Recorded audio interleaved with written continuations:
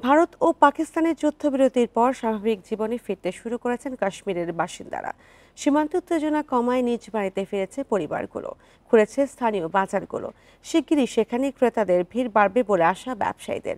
ক্ষতি কাটিয়ে উঠতে সরকারের সহায়তা চেয়েছেন তারা।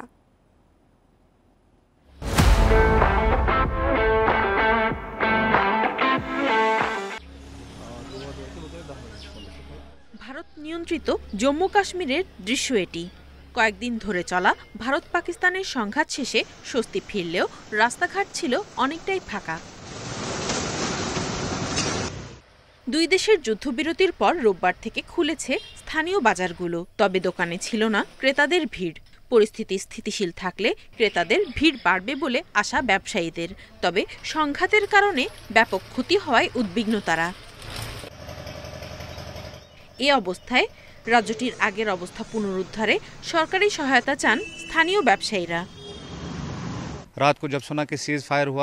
দোকানগুলো ধীরে ধীরে খুলতে শুরু করেছে, তবে গত কয়েকদিনে আমাদের ব্যবসায় যে ক্ষতি হয়েছে তা কাটাতে অনেক সময় লাগবে।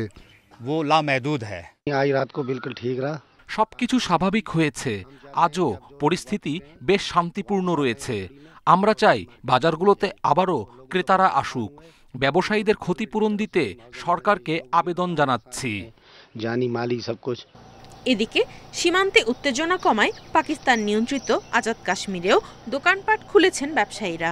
যুদ্ধবিরতির পর এলাকাগুলোতে আবারও পরিবারকে ফিরিয়ে আনছেন তারা। Nadia Tabassum, independent news.